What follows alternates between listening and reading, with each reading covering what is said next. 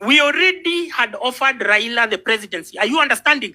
There was this TikToker called Anini Baraza. She told Raila, stay at home. Let us finish the job. You have fought for us. Let us finish. So now for Raila to suspend his dreams of presidency, because we told him, let's get rid of Ruto and then we are going to install you as the president. For Raila to suspend, there must be a very strong conviction. Imagine somebody is offering you the presidency and you say no. My first objective. These kids have already committed verbally that they are going to give me the presidency once they get rid of Ruto. They have told me all I have to do is sit at home and they are going to finish Kumalo for me and they give me the presidency on a silver platter. Now, for you to discard that so as to save Ruto, what do you imagine they kept for him on the table beyond money? It was something more. And what was it? It was anti-Kikuyu sentiment. Because Raila hates Kikuyus. Raila dreams. Raila's biggest dream today would be all Kikuyus. I don't know what historical reasons stemming from Jaramogi Odinga with Kenyatta and him with Kibaki. I don't know what historical reasons that he knows or he has or which are so compelling to make him hate the community like that, but that is the biggest trigger. I have told you, everyone has a trigger. You have a trigger that somebody close to you knows. There's somebody who knows, nikinyamazia huyu, nikimpoeshia simu, atakasirika. So they will do that intentionally to get you on the precipice of going crazy. If they want, if they wield that power over you, they are going to use whatever bait that they have to get you to implode. You understand? So what could be very compelling to make Raila Odinga suspend his presidential dreams and ambitions so as to join the table to protect Ruto, to defend Ruto? The only thing that is powerful and strong enough for Raila Odinga to suspend his dreams and aspirations, what was so strong was his hate for anti-Kikuyu. So he was told, hii Gen Z yote unajua ni Kikuyu wamepanga, unajua hii kitu ni Gachagua wamepanga, anataka anitoe akuwe president. Hey, oh my God, no, I did not know.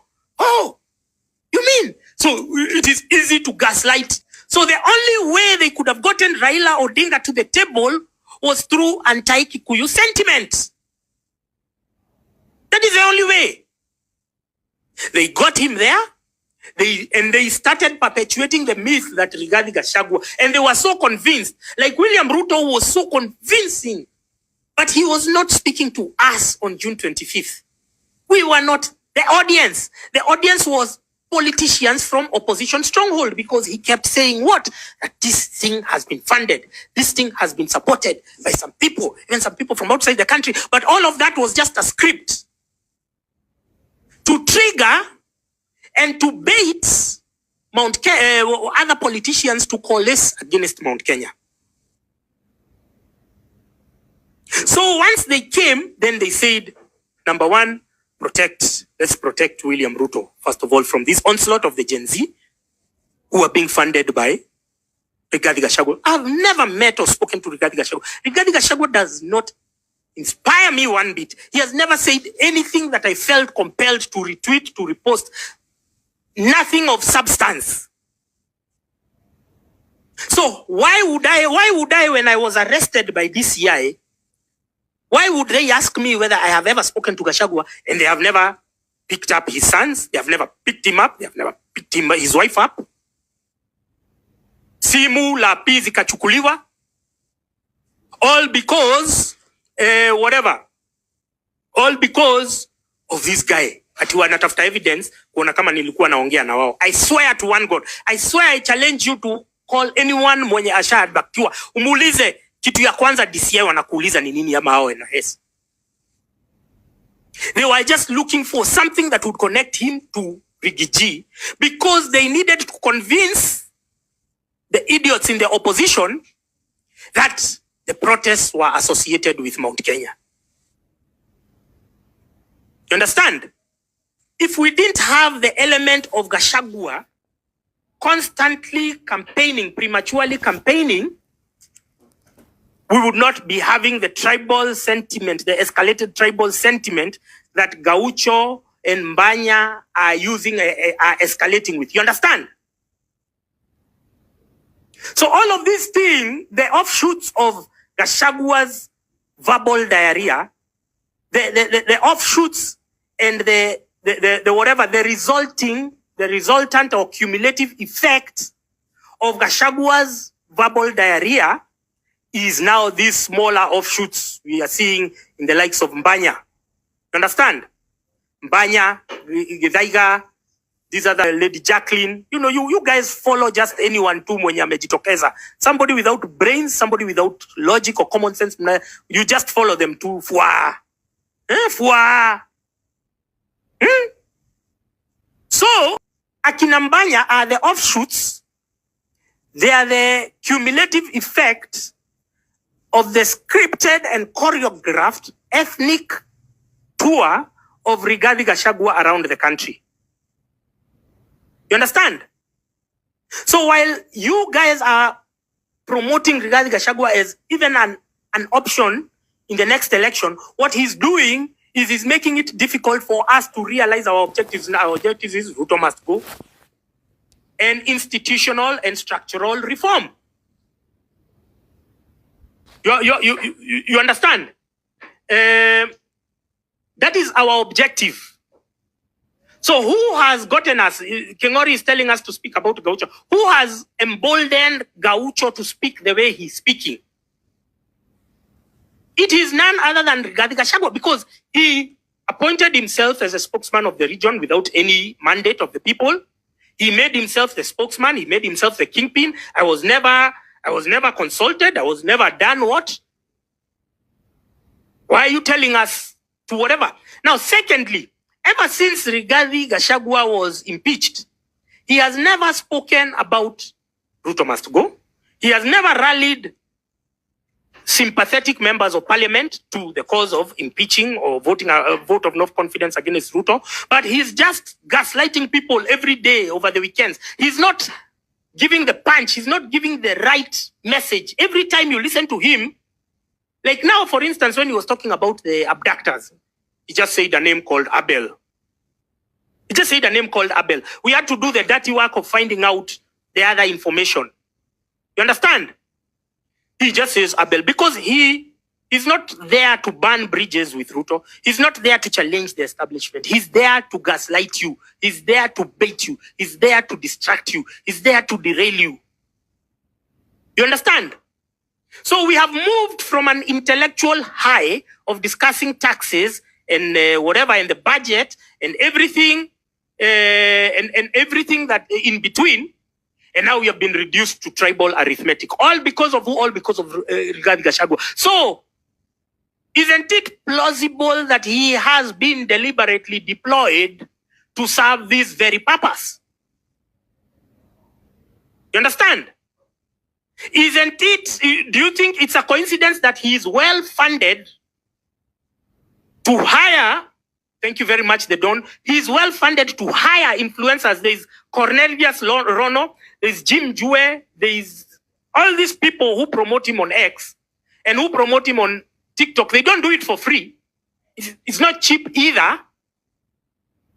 You understand? It's not cheap either. But do you think that it is happening by coincidence? I told you, anyone who wants to vie for president, even Trump himself, Trump started his campaign full throttle last year, August, which was more or less like 4 months to the elections. He never did a rally before that. He never did a campaign before that. So this guy who is doing rallies and is ready to do rallies between now and 2027, where is this money coming from? Have you asked yourself that question? This guy who has influencers and twips on his payroll to constantly regurgitate his stupidity and mental impotence, where is he getting the funding for that? How much did he steal? Even if he stole 100 billion, which is impossible, Maximum cash, I believe. He might have assets, he might be asset rich, but the cash that Rigiji might have come out with cannot be more than 20 billion. With the kind of campaigns that he has already unleashed, with the kind of live TV interviews for them to have, they come to his home in Wamunyoro, you think it is free? You think it is free? For him to spend all that money, you think it is his money? You think rich people spend their money like that? That is government money. For him, he's ready to unleash, to roll out a campaign between now and 2 years. He's ready to sustain it. You genuinely believe it is his money? He's going to his bank account and withdrawing? Do you think Rigathi Gachagua, all the media tours that he's been going, you think they've been free? There was this lady who's called Sandra Kimani, who was complaining that they have not been paid by, what are these guys called? Affordable bloggers of State House. And so she was talking about, for every interview that she goes, whether it is radio, whether it is TV, you have to go and leave something for the person who has interviewed you. You have to leave 3K or 5K. So you can imagine, for the wall-to-wall coverage that Rigathi Gachagua has been receiving, how much he has paid. You can imagine. Just try and put an amount on it. So you think that this money ni anaenda kwa bank? No, first of all, if he had stolen money and he had stashed it, a genuine government which is cracking down on him would have cracked down on his money, would have blocked his finances, his assets and everything. Nothing of the sort has happened. He is moving around the country, which shows that he has been allowed. As imebidi twende chini ya maji kwa sababu ya tweet moja mbili tatu. Him who is doing significant damage is allowed. Rigiji is the source, is the engineer, is the initiator. Because once again, back in June, we were discussing taxes, we were discussing the whatever debt position, we were on an intellectual high. How we moved from that to this is none other than Rigathi Gachagua, because he turned his impeachment into a Gen Z affair. As we were not involved with him. In fact, what did we say when he was being impeached? We said, kufa dereva, kufa makanga. If you're getting rid of the makanga, why leave the driver? Get rid of both sons of bitches. You understand? So, whatever. We were never about whatever. Rigathi Gachagua has desperately then tried to insinuate and associate himself with Gen Z. Even when he goes for meetings, asema, unaona Gen Z, tukieka kura ya Gen Z. Anaeka kura ya nani? Kuna Gen Z yote yako hapa ametuma, ati anasema atavotia nini? Rigiji. Kuna yote. So, we have moved from that intellectual high and come low because of one and only Rigathi Gachagua. Rigathi Gachagua has been the biggest liability of the movement. He has been the biggest problem that we have had. He has been the biggest problem that we have faced.